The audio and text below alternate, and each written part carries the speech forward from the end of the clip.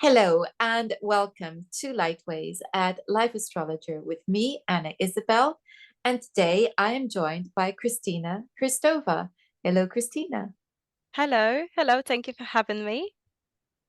It's a pleasure. I you the talk that you gave for the Astrological Lodge of London really caught my eye because it's about eating disorders and the birth chart. And so I had to invite you on.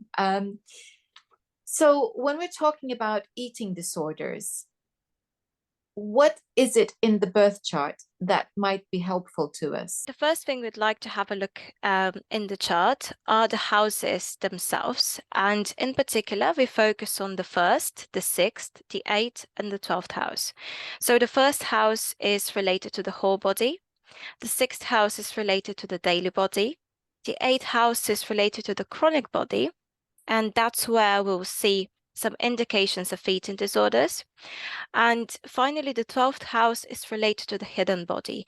Here we will see some sort of unhealthy habits that people might develop during their eating disorder period.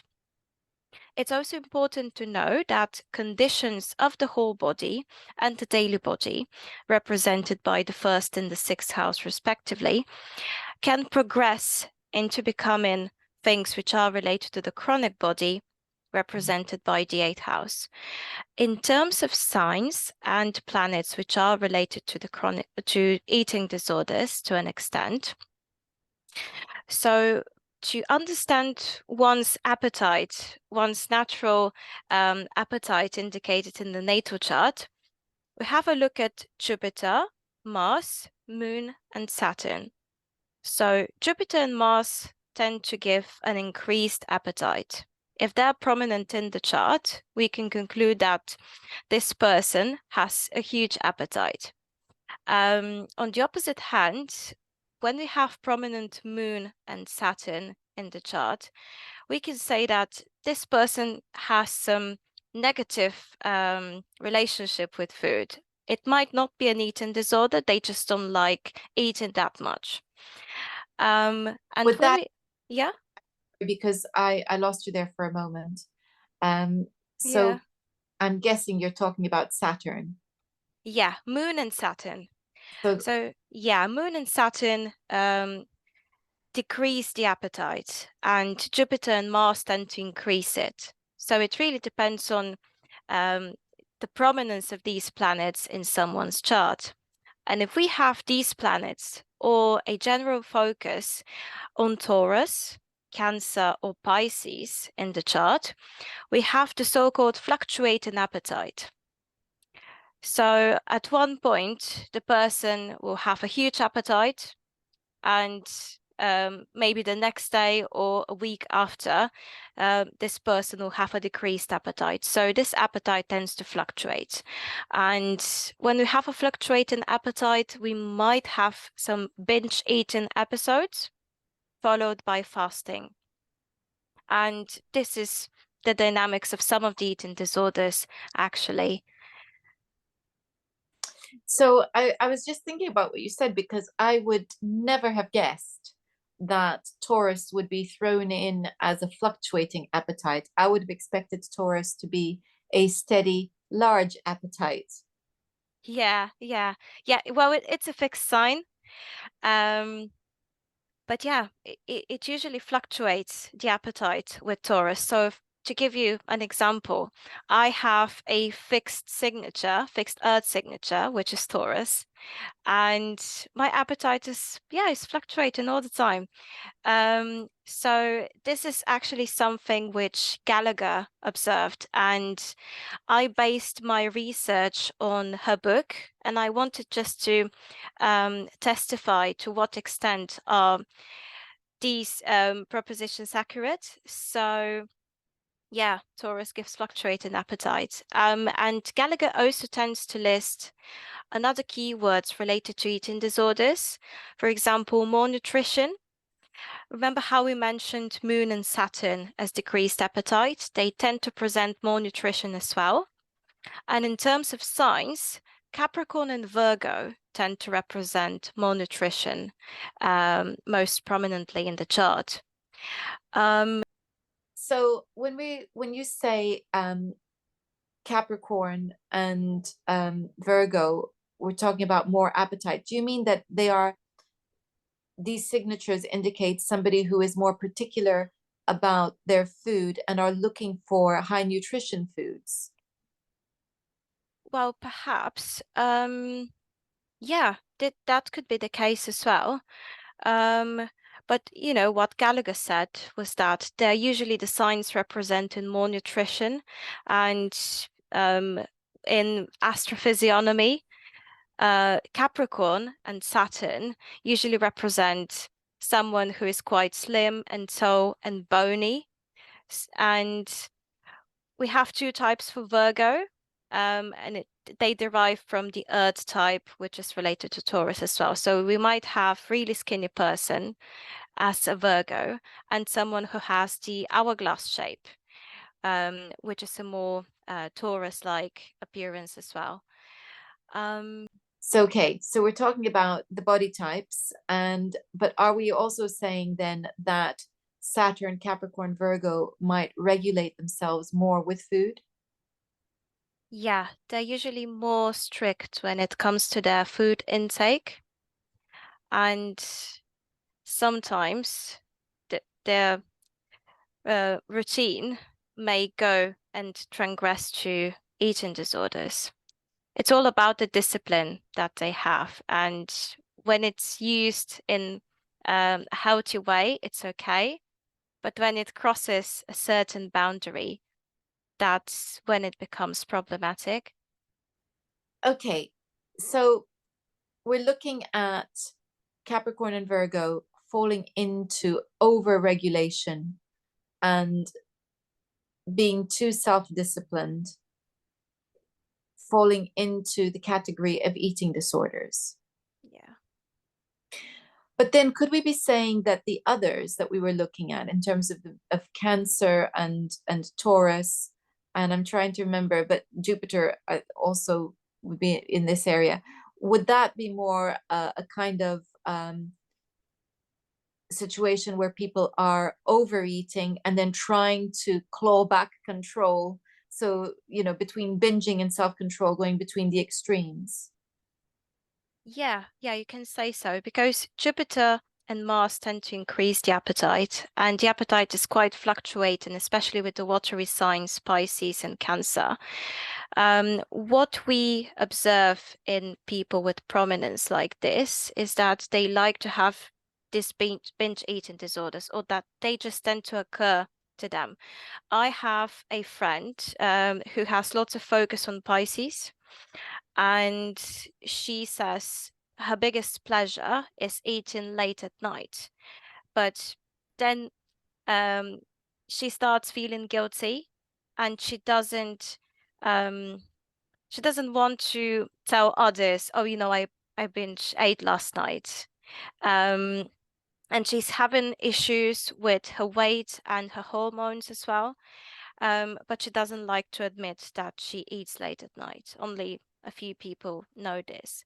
And with eating disorders, what I found in my study was that when we have bulimic patients, they're usually born with a focus on Jupiter and Mars in their chart, or they have prominent Pisces, Cancer, or Taurus.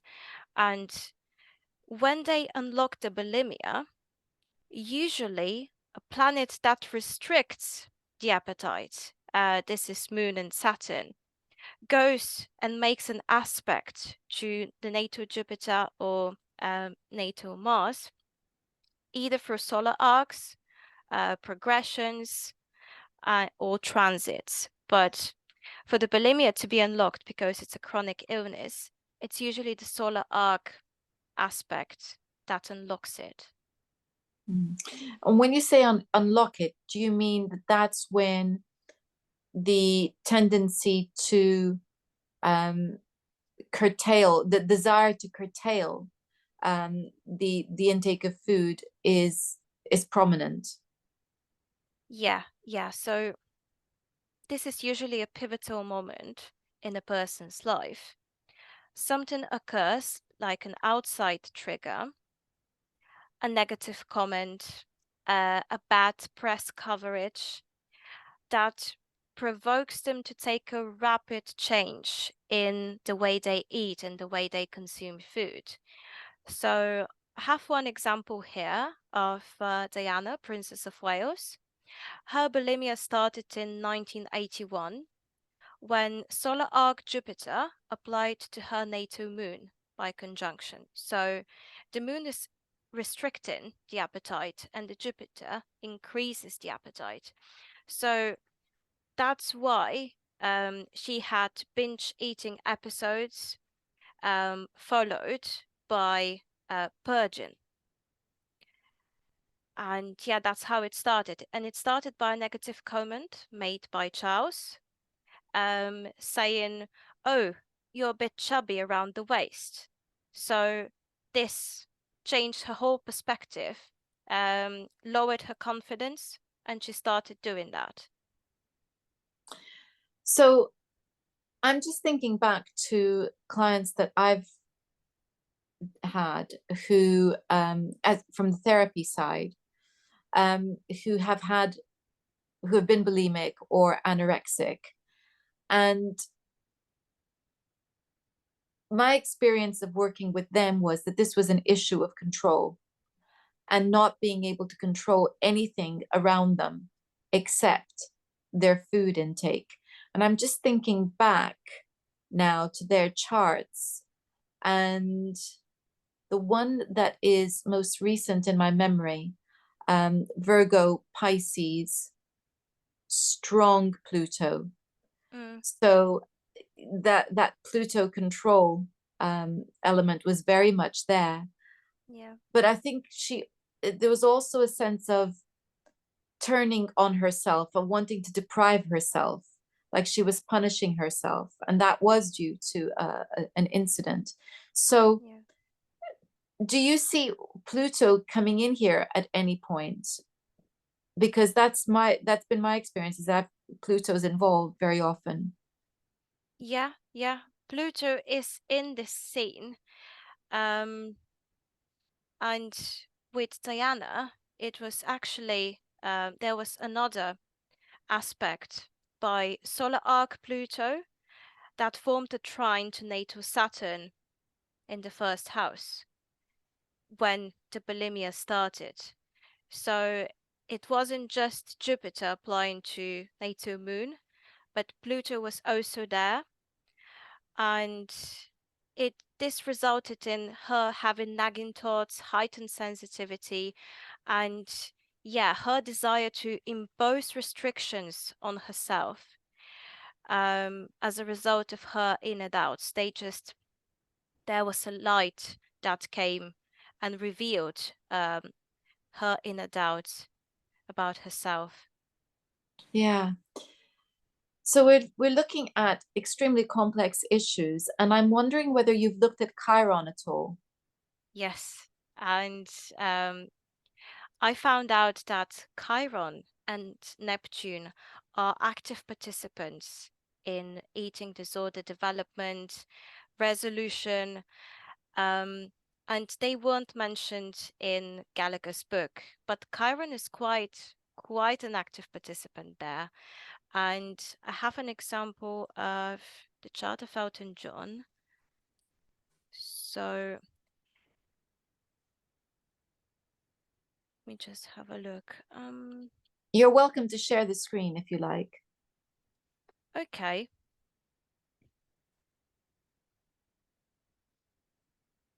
Just go through the slides.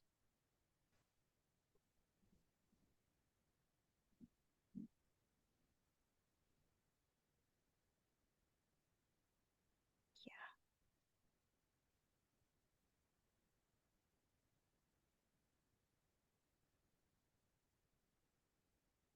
Okay, can you see my Yeah, screen? I can. Yes. Yeah. So what I noticed about Elton John is the opposition between Moon in Taurus and Chiron in Scorpio. Mm. And Chiron here is in the 10th house. It's not on the MC though, but it's still in the 10th house and close to the 11th. And the way sometimes eating disorders are provoked, and in Elton's case, what provoked the eating disorder was maybe this feeling of being in the limelight, and he wasn't feeling comfortable at first with this feeling. Yeah, so that's one example of Chiron.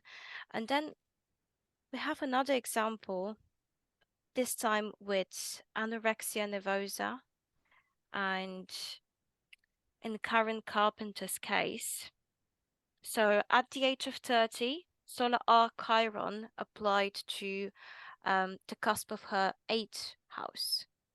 So at this point, she weighed around 40 kilograms and she was feeling at her worst during her anorexia. She started consulting a psychotherapist, but she wasn't following their advice. But she was feeling at her worst when Chiron applied to the 8th house cusp. I also noticed there that she has a Moon Pluto conjunction fairly tight. Yes, And yes, so there's that control again. yeah. It's a dangerous perfectionism. So, um, on the one hand, because it's in the 3rd house, it may hint at fame because of a sibling, and that was the case with Karen. She and her brother performed as the Carpenters duo, where she was the vocalist. But this is also a dangerous aspect, really intensified emotions and sensitivity. And as I said, dangerous perfectionism. Um, Looking good at all costs because the moon is the ruler of the 1st and the 2nd house. So, in a way, maybe she felt that if she didn't look good enough, she wasn't worthy. Uh, Yes. yeah, I'm also thinking about what you said about the 12th house and the 8th houses being involved. And the dispositor of her, or the ruler of her, rather, of her 12th house is Venus, which yeah, is in the 8th house. yeah, yeah. And this was a really, really peculiar case about her. She was so desperate to lose weight that at some point she started taking lots of medications um, secretly. So she had the first case of misuse of thyroid medication because she took around 10 pills per day when her thyroid was normally functioning, just to boost her metabolism. Yeah. Yeah, So, and I'm just thinking about that 12th house being traditionally the house of our own undoing, and how she was contributing to her illness through taking thyroid medication, and really that's a substance abuse, which we might not be surprised to find in relation to the 12th house. yeah, And you were talking about it being secretly, and there's Venus sitting in her 8th house, Venus the ruler of the 12th, at a time when we know that Chiron by solar arc is dealing with her 8th house. Well, that's very interesting. I was just looking to see what Saturn's doing in there. It's in Virgo as well, isn't it? yeah, yeah. And actually, the age of 30 was quite prominent for her, because solar arc Saturn applied to natal Neptune, and at the same time, solar arc Pluto applied to natal Saturn, all at the age of 30. And all of these aspects hinted at her worsened health condition. I'm wondering whether her father had any part to play in this, given Saturn being in the 4th house. Hmm. Well, yeah, I We know. couldn't find an information on that, but I think the relationship with her mother was quite important to her, and it was actually what provoked the illness. She wasn't feeling loved by her mother because her mother was exclusively doted on her brother. So, in a way, she felt that, yes, the only thing she could control and she could have was, her body and her losing weight. Um, so, in a sense, this was her desperate attempt to try and regain her mother's love. And of course, we come back to that moon conjunction to Pluto, um, that harshness that's there, and it's in Leo, and it's performance, isn't it? She's a performer, and her brother's a performer, and all of this is in the third house. So it becomes a kind of deadly sibling rivalry, doesn't it? Where it feels for her that she must somehow get her mother's attention. It's very, very sad, isn't it? Yeah, yeah, absolutely, yeah. I'm I was just thinking about Mars as well, and that made me think about the fact that it's in Libra, Mm. and we know that Venus is in the eighth. So I was wondering what's happening with Aries, and I spot that North Node in Aries. What do you feel that North Node is in Aries is significant at all? So it makes almost an exact opposition to Mars, and Mars is retrograde and it's in Libra, is quite weak. So, judging from Mars' position, we can say that she didn't have as much of an appetite as a person with really strong positioned Mars would have. And this opposition with the North Node could hint at some karma, probably. Yeah. Um, I quite was think strong karma. I was thinking that because Libra is the South Node. So we have this Mars conjunction to the South Node then. And with it being in Libra, perhaps there being too much of an emphasis on the need to be beautiful in order to be acceptable and loved. Yeah, yeah. I would also wonder whether there was an anger that's towards her, directed towards herself, and for feeling not being enough. Hmm. Again, Yeah, these are questions only she would be able to answer. yeah, yeah, yeah. There was. She was 16 when she started dieting, and she achieved really good results. I think at the beginning she weighed 65 kilos, and I think she was around 160 centimeters tall. So when she started doing the diet, Venus applied to Jupiter by conjunction through solar arcs. The results were really good. She was still eating sensibly, but like she lost around 10 kilograms. So everything was fine. But then, as we see the other solar arc aspects, they start involving more serious planets like Pluto, Saturn, Neptune. Um, when we take Chiron as well, and that describes the progression of the eating disorder and actually turning it to eating disorder and not just a diet anymore. And I was surprised to read that she counted her calories, she limited her food intake, she was following all of this. She was really, really strict. And that's when her brother realized this might be getting out of hand. So it was her brother then. Well, this is certainly very illustrative. And the fact that there are so many different elements involved, not least of which Pluto and Chiron, is not surprising because eating disorders have such depth and complexity to what is driving the individual.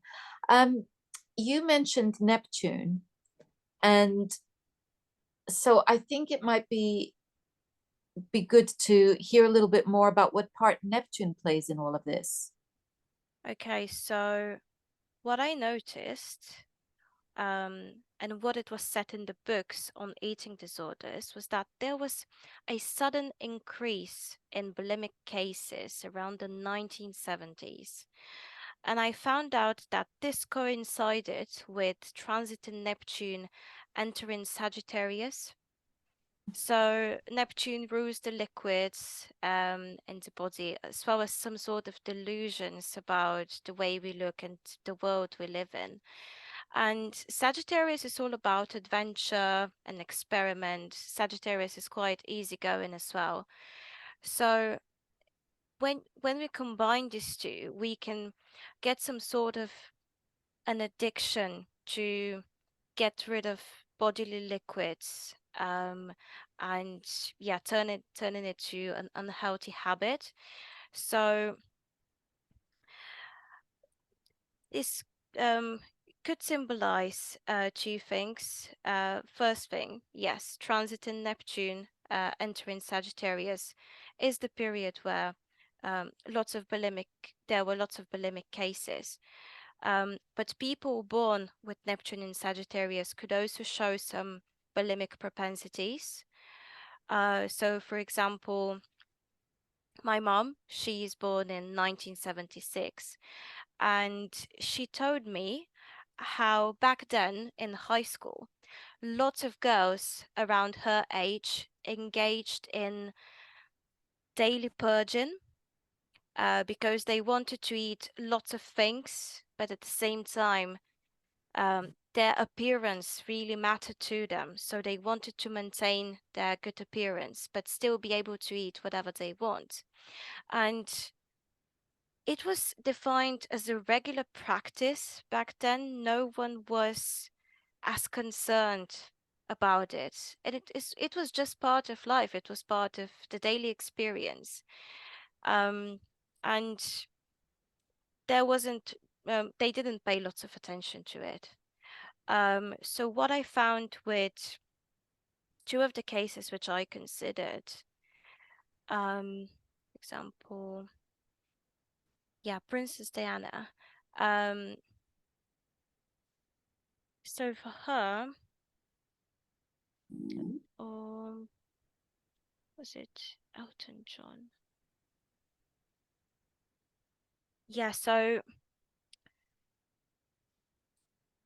he was introduced to cocaine in 1974, and that was when Neptune in Sagittarius, transit in Neptune, formed a grand trine between Pluto and his sun, and he developed bulimia 10 years later when Neptune entered Capricorn.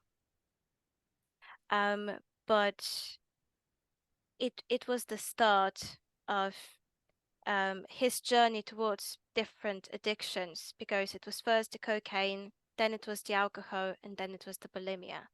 And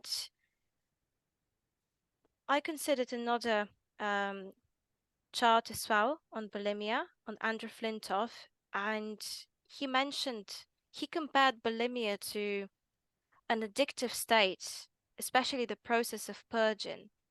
He said, yeah, it's not right, but at some point I started enjoying it, and doing it secretively. So he has a conjunction of Sun and Neptune in Sagittarius.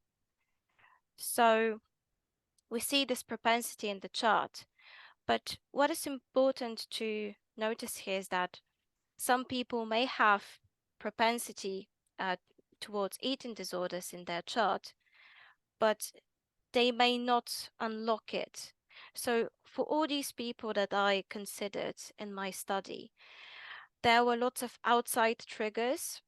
So outside triggers can include some sort of harassment, um, whether that would be sexual harassment. It can include some sort of tension between the person and their parents, or just living and growing up in an unstable family environment. Um, that could be a trigger, or fame, as was with Elton John. Um, the pressure of being in the limelight can sometimes unlock these propensities, like feeling that you have to meet all the requirements, you have to be liked by all people, and by society. You need to be perfect. This strive for perfection can unlock eating disorders as well.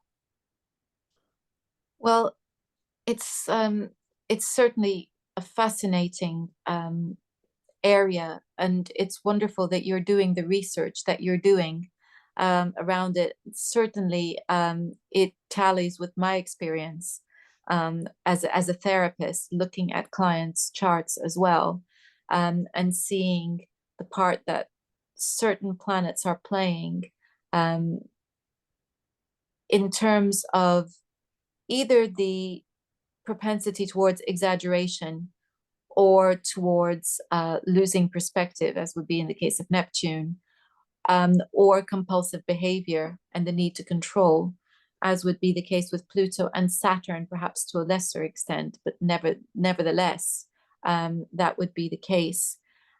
So it's and it's wonderful to see how the houses also, you've brought the houses into this.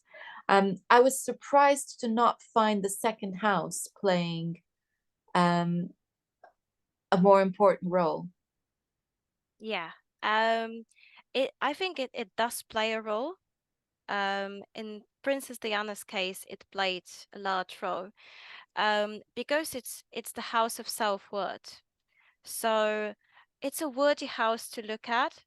But the reason I focused more on the first, sixth, eighth, and 12th house was that they represented health matters to an extent. But the second house is also important. And in Karen Carpenter's case, we saw that Moon rules both the first and the second house, and then we identified her strive for perfection and how her looks um, had a relation to her self-worth. So she would be feeling perfect if she lost some sort of weight. And yeah, Yeah, I think it's interesting too because yes, the second house is to do with self-worth, but it's also linked with substance and resources.